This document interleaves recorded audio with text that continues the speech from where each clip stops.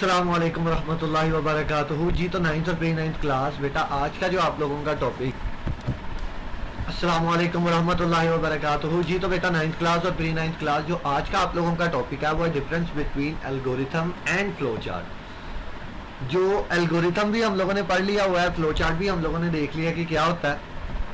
आज इन दोनों का हमने कंपैरिजन में देखना है कि एल्गोरिथम जो है उसके क्या क्या एडवांटेजेस और डिसएडवांटेजेस हैं, और फ्लो चार्ट को अगर हम देखें तो उसके क्या क्या एडवांटेजेस मतलब फ़ायदे और क्या क्या डिसएडवांटेजेस या नुकसान हैं। तो एक दफ़ा इसका थोड़ा ओवरव्यू ले लेते हैं दोबारा से। एल्गोरिथम बेटा क्या होता था? A step wise procedure to solve any type of problem is known as algorithm. किसी भी मसले को हल करने के लिए जो मरहलावार टेक्निक होती थी एक, उसको हम लोग क्या कहते थे? एल्गोरिथम। और जब उन्हीं स्टेप्स को, उन्हीं मराहिल को हम यूजिंग डायग्राम्स, यूजिंग सिंबल्स इस्तेमाल, यूजिंग सिंबल्स हम लोग उसको एक ड्राइंग में कन्वर्ट कर देते थे, एक पिक्चर में कन्वर्ट कर देते थे, एक डायग्राम में कन्वर्ट कर देते थे, तो वो क्या हो जाता था? Flow chart. एल्गोरिथम के अंदर हम लोगों ने नोटेशंस इस्तेमाल की थी जिनमें if then else, input, set, output, ये सारी चीजें थी। फ्लो चार्ट के अंदर हम लोगों ने सिंबल्स इस्तेमाल किए जिनमें terminal symbol, input output symbol, diamond symbol, parallelogram symbol, ये सारे सिंबल्स हम लोगों ने देखे थे। तो उसके अंदर जो नोटेशंस काम करती हैं एल्गोरिथम के अंदर, फ्लो चार्ट के अंदर सेम काम क्या कर रहे होते हैं? आपके सिंबल्स कर रहे होते हैं। फ्लो चार्ट के अपनी जगह पे कुछ फायदे हैं ओवर एल्गोरिथम, और कुछ जगह पे जो एल्गोरिथम है वो फ्लो चार्ट से ज्यादा बेहतर कंसीडर किया जाता है, उसके फायदे कुछ ज्यादा कंसीडर होते हैं। तो डिपेंड करता है आप किस तरह की रिक्वायरमेंट आपकी है और किस तरह का फायदा आपको चाहिए, उस हिसाब से आपके लिए एल्गोरिथम अच्छा होता है और उसी हिसाब से फ्लो चार्ट अच्छा होता है। बनाए दोनों ही जाते हैं। तो सबसे पहले हम लोग देखते हैं कि एडवांटेजेस ऑफ फ्लो चार्ट या फ्लो चार्ट के फवाइद क्या क्या हैं। सबसे पहला तो ये है बेटा कि इजी टू ड्रॉ, बनाने में आसान है। एल्गोरिथम लिखना किसी को आए ना आए, लेकिन ड्राइंग हर कोई कर सकता है काफी हद तक। तो बनाने में ये आसान है, बजाय इसके कि आप लिखें, बजाय इसके कि आप लोग लिखें, बनाना आसान है इसको। Easy to understand problem solving, इसकी मदद से मसाइल के हल को समझने में मदद मिलती है। जो आप लोगों ने हल सजेस्ट किया है, ठीक है बेटा, जो आप लोगों ने हल सजेस्ट किया है कि इस तरह से यह प्रॉब्लम सॉल्व हो सकता है, एक आप बोल के बता रहे हो, मतलब यूजिंग एल्गोरिथम लिखा हो आपने, उसको पढ़ के आपके सॉल्यूशन को समझना मुश्किल है। लेकिन अगर फ्लो चार्ट को देखा जाए तो जो आप सॉल्यूशन बता रहे हैं या जो सॉल्यूशन आपके माइंड में चल रहा है उसको समझना आसान है यूजिंग फ्लो चार्ट। तो इस पॉइंट का मतलब ये है। इजी टू आइडेंटिफाई एरर्स की पहचान, अगर प्रोग्राम के अंदर या आपके फ्लो चार्ट एल्गोरिथम के अंदर एरर है तो एल्गोरिथम के अंदर चूंकि स्टेटमेंट्स लिखी होती हैं तो उनके अंदर ढूंढना मुश्किल है, लेकिन पिक्चर के अंदर एरर्स को ढूंढना आसान है, क्योंकि पता चल जाता है कि इस तरह से आपका ये डाटा फ्लो कर रहा है, पहले ये स्टेप रन होगा, फिर ये स्टेप रन होगा। वहां से आप लोग आसानी से देख सकते हैं कि ये एरर किस स्टेप के ऊपर आ सकता है और आप डायरेक्ट आसानी से उस स्टेप तक पहुंच सकते हैं। Easy to observe flow from one step to other, एक मरहला से दूसरे मरहले तक के बहाव को समझना आसान है। मतलब हम लोगों ने देखा फ्लो चार्ट के अंदर हमने डिफरेंट सिंबल्स इस्तेमाल किए। जो स्टेप पहले आता था उसको हम लोग फ्लो लाइन, एक जो लाइन हम लोग ड्रॉ करते होते थे, आप लोगों को याद होगा, इस तरह से एक एरो हम लोग ड्रॉ करते थे। इसके टेल के साथ हम लोग क्या करते थे बेटा? टेल के साथ पहला स्टेप और बाद में आने वाला जो स्टेप होता था वो हम इसके हेड के साथ, एरो पॉइंट के साथ अटैच करते थे। तो आसानी से हमें समझ आ जाती थी कि फ्लो प्रोग्राम या आपका जो फ्लो चार्ट है वो कहां से स्टार्ट हो रहा है, कौन सा स्टेप पहले आएगा, किस स्टेप की तरफ वो डाटा भेजेगा। जब एक स्टेप से आपने पीछे वाले किसी स्टेप की तरफ जाना है या अगले 2-3 स्टेप स्किप करके आपने किसी स्टेप की तरफ जाना है तो वो समझना आसान है यूजिंग फ्लो चार्ट। अब डिसएडवांटेजेस हैं, इसके कुछ नुकसान भी होते हैं। सबसे पहला, more time is required to draw flow chart. Flow chart को बनाने में बेटा जो वो कह रहा है, टाइम्स जो है ना, समटाइम आपको टाइम ज्यादा लग जाता है, क्योंकि मैंने पहले कहा था कि सफाई के साथ बनाना होता है, क्लियर होना चाहिए। तो अगर आप लोग हाथ से बना रहे हैं तो जाहिर सी बात है पेंसिल और रूलर की मदद से, स्केल, फुट्टे की मदद से आप लोग जब लाइनें वगैरह लगाएंगे, नीट एंड क्लीन रखेंगे तो उसमें टाइम आपको ज्यादा लग जाएगा। लिखने की निस्बत बनाने में टाइम आपको ज्यादा लग जाएगा। Modifying a flow chart is not very easy every time. जो बेटा आप एक दफ़ा फ्लो चार्ट बना लेते हैं ना, तो उसके अंदर चेंजिंग करना काफ़ी मुश्किल होता है, क्योंकि आपने एक स्टेप लिखा, उसको आप लोगों ने इरेज करके उसकी जगह अगर नया सिंबल लगाना है, उसके अंदर कुछ चेंजिंग करनी है, तो जगह नहीं बचती, और लिखना उसकी जगह किसी नए सिंबल को अटैच करना काफ़ी मुश्किल हो जाता है अगर कम्प्लेक्स किस्म का फ्लो चार्ट बना हुआ है। जैसे पिछली एग्जाम्पल्स में आपने वीकडेज वाला देखा था, परसेंटेज वाला फ्लो चार्ट देखा था, तो कुछ फ्लो चार्ट जो हमने लास्ट लेक्चर में हमने फ्लो चार्ट की एग्जाम्पल्स की थी वो काफ़ी लेंथी थी, उनसे भी लेंथी फ्लो चार्ट आ जाते हैं। तो अगर उनमें हमें चेंजिंग करनी पड़े, जैसे अब आप लोगों को एक टास्क मिला हुआ है जो मैं छुट्टियों के बाद चेक करना है, जिसमें मैंने आप लोगों को कहा था कि वीक डेज के अंदर अगर 1 से छोटा नंबर ऐड हो, 1 से छोटा नंबर यूजर एंटर करे या 7 से बड़ा नंबर एंटर करे, तो आपने एक एरर मैसेज शो करना है।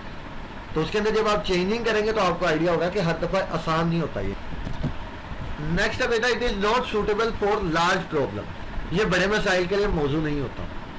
जब आप लोग बड़े बड़े मसाइल के लिए ऊपर काम कर जाते हैं, बड़े बड़े प्रॉब्लम्स आप सोल्व करने की तरफ जाते हैं, तो बेटा फ्लो चार्ट उनके जब बनाए जाते हैं तो वो काफ़ी ज़्यादा कम्प्लेक्स हो जाते हैं। तो ये नुकसान इसका एक इस तरह से कंसीडर किया जाता है कि उस टाइम के ऊपर फ्लो चार्ट को बनाना भी मुश्किल होता है, उसके अंदर उसको वाजे रखना, क्लियर रखना, नीट एंड क्लीन रखना थोड़ा मुश्किल हो जाता है, जिसकी वजह से लार्ज प्रॉब्लम्स के लिए फ्लो चार्ट ज़्यादा बेहतर अप्रोच नहीं होते। तो उसके बाद अब हम लोग देखते हैं एल्गोरिथम के क्या क्या फ़वाइद हैं या एडवांटेजेस हैं। सबसे पहले ये है कि इजी टू राइट, जिस तरह वो बनाने में आसान है, ये लिखने में भी आसान है। मतलब लिखना सिंपल वर्ड्स हैं, इनपुट, आउटपुट, सेट, गेट, ये वो चीज़ें। और उसके बाद आपने ए बी और फॉर्मूले जो लिखना है वो लिखने में आसान है। लेकिन फिर वही बात बेटा, बनाना फिर भी आसान है, लेकिन इसका ये फ़ायदा है कि ये लिखने में आसान है। Techniques to write an algorithm are easy to understand. Algorithm को लिखने की जो तकनीक है वो समझने में आसान है। इसको लिखने के लिए जो आप लोगों को मैंने नोटेशंस बताई थी कि जब वैल्यूज़ लेनी है तो इनपुट कोई वैल्यू असाइन करनी है, मतलब आपने कहना है कि जो परसेंटेज है वो बराबर of 10 marks divided by total marks multiply by 100, तो आपने सिर्फ सेट का कीवर्ड यूज़ करना है। तो वो जो नोटेशंस है वो समझने में काफ़ी आसान है, ये एल्गोरिथम का एक फ़ायदा है। और to solve a large problem algorithms are helpful. एक बड़े मसले को हल करने में एल्गोरिथम मददगार साबित होता है। जब हम लोग बड़े प्रॉब्लम में फ्लो चार्ट तो कम्प्लेक्स हो जाता है, लेकिन एल्गोरिथम आपको पता है एक लाइन के अंदर एक स्टेप आ रहा है, वो चाहे 10 पेजों पे चले जाए, आपको पता है एक एक लाइन करके पढ़ना आसान है, उसको लिखना आसान है, उसको साफ सुथरा रखना आसान है। लेकिन जब हम पिक्चर्स की बात करें तो पिक्चर जब ज़्यादा बड़ी हो जाए तो उसको पेजेस के ऊपर डिवाइड करें तो वो समझने में मुश्किल होती है। लेकिन जब बड़े मसले के लिए हम एल्गोरिथम लिख रहे हैं तो वो ज़्यादा आसानी से उनको मैनेज किया जा सकता है। तो ये एल्गोरिथम का एक फ़ायदा है। अब हम लोग देखते हैं कि एल्गोरिथम के डिसएडवांटेजेस या नुकसान क्या क्या। सबसे पहला यह है कि showing the flow from one step to other is not very easy. एक मरहले से दूसरे मरहले का बहाव दिखाना आसान नहीं होता। ये तो आपको पता है कि एक लाइन से दूसरी लाइन, दूसरी लाइन से तीसरी लाइन आपको पता चल रही है, लेकिन आप लोगों अभी आगे जाके एक पॉइंट आएगा जिसमें आपको इस पॉइंट की बिल्कुल क्लियर समझ आएगी। उससे पहले यही वाला usages of go to makes it difficult to identify errors. Go to का इस्तेमाल एरर की पहचान या एरर को ढूंढना मुश्किल कर देता है। अब इसका मतलब क्या है?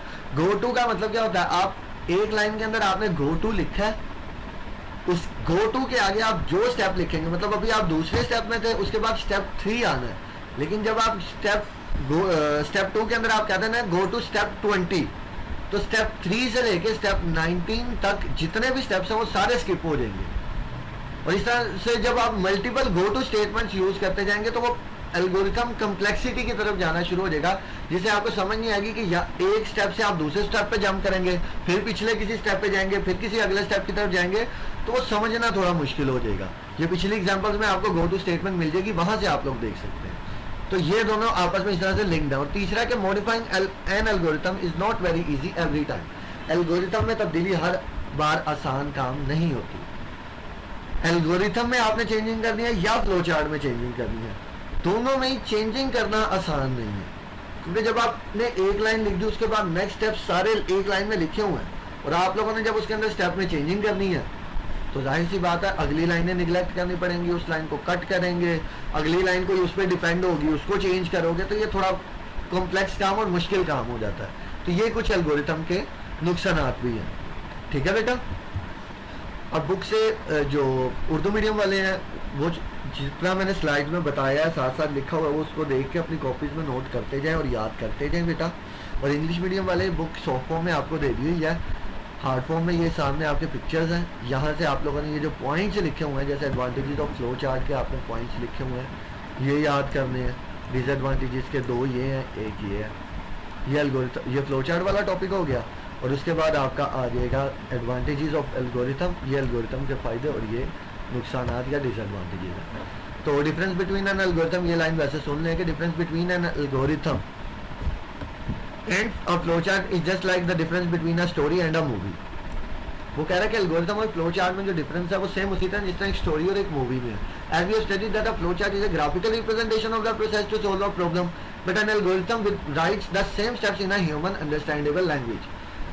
कह रहा है पहली बात कि ये उसने कहा है कि फ्लो चार्ट क्या है, किसी भी प्रॉब्लम को सॉल्व करने के जो स्टेप्स हैं उनकी ग्राफिकल रिप्रेजेंटेशन है, और जो एल्गोरिथम है वो क्या है, उन्हीं स्टेप्स को ह्यूमन जिस जुबान को समझ सकते हैं उस जुबान में लिखे गए वो स्टेप्स हैं।